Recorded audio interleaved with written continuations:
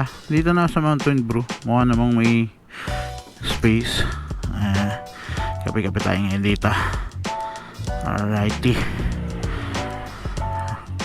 Yeah. Mountain Brew. Yan.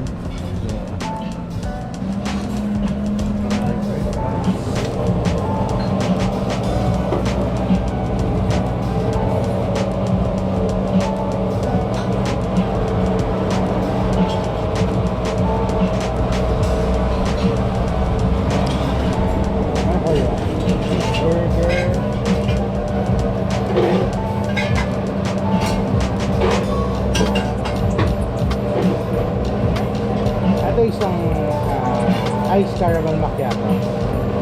Tapos For dining, sir? for dining. Isang egg pie. Hindi po yan egg pie, sir. Saan po ba? Burn cheesecake po yan. Cheesecake? Opo. So here. Yeah. Cheesecake. Teka lang. Sige po. Ma'am? Number 9. All day breakfast.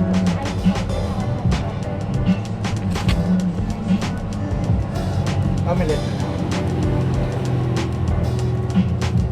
Cheesecake talaga. Sorry naman. Okay lang po. Yan, hindi lang. Bali, yes po. Dito po sa right side, sir.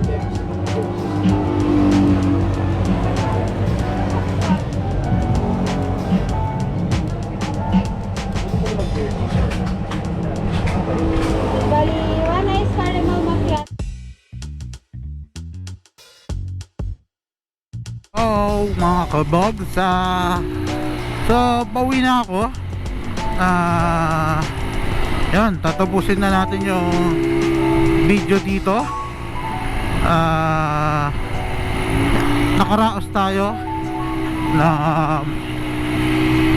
makapunta ng tawag dito, Kabyang nang walang aberya. Diba? So, smooth na smooth yung takbuhan.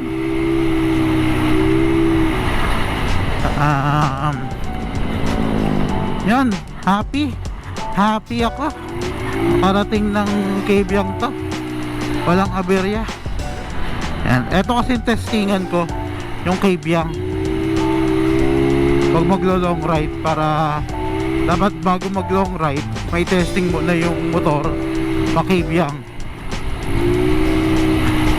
Tingnan kasi kung may magiging aberya dun sa motor. Pag wala, okay na yun, ready to battle na siya. Kaya alright na. So yun, maraming salamat mga kabogs, kasi kahit pa paano nanonood kayo ng ating vlog. And eto, nag-focus lang tayo sa vlog dito na to kasi marami nga nagsasabi na ang gawa na to ay sasabog o mabobogsa kasi nga naka-stock pipe, diba? Yan, pero so far hindi tayo sumabog. Pag chinek tayo ng na checkpoint tayo about ng huli sa mga pipe, hindi tayo hulihin, diba?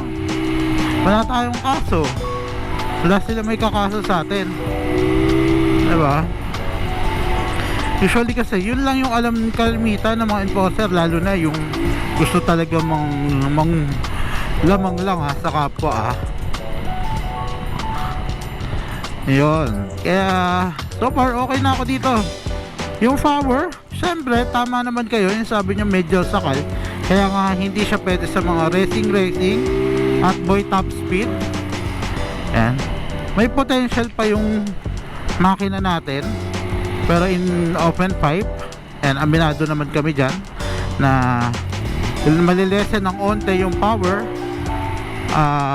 nito dahil naka-stock pipe nga talaga. Pero kung gusto nyo palakasin natin to, kaya natin palakasin to, madali lang palakasin nga to. Sabi nga ni Boss Lily, madaling palakasin yan, pero sa sitwasyon kasi ngayon, yung gusto mo yung may takbo, diba? Hindi kayo nahuli, ito gawin mo, stock pipe. Pero yun nga lang, limited lang talaga ang nakakaalam na mekaniko na gumawa ng ganito. At isa na doon si Boss Lindy. Diba? Yun, kaya kung gusto pa natin palakasin pa nga pala to, pwede man tayo mag 4 valve pwede tayo mag 63, diba? Pero ito lang, gusto ko lang tong 59. Okay na ako sa binubuhat niya ako kahit pa paano. Huwag na tayo dun sa nananagos. Okay na ako sa binubuhat tayo, diba? Diba niya, binubuhat tayo na ito. Oo, diba? Sagad.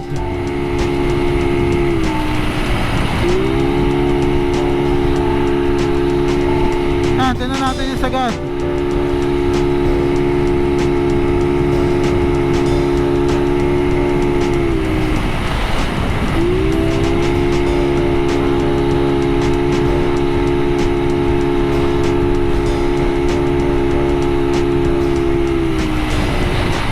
Tingnan mo sa bigat ko, no? 120.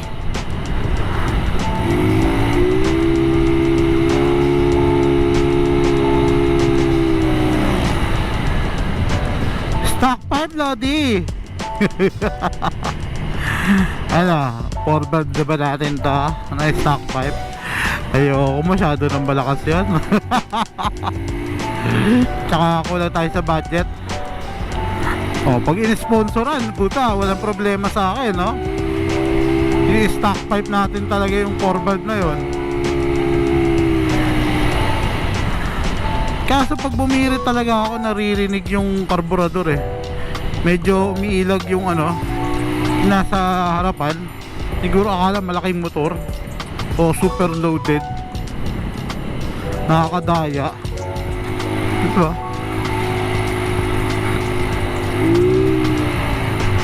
Masyado nag-e-echo yung ano karburador.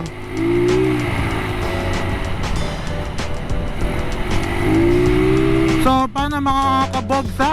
Maraming salamat sa panonood. Yee!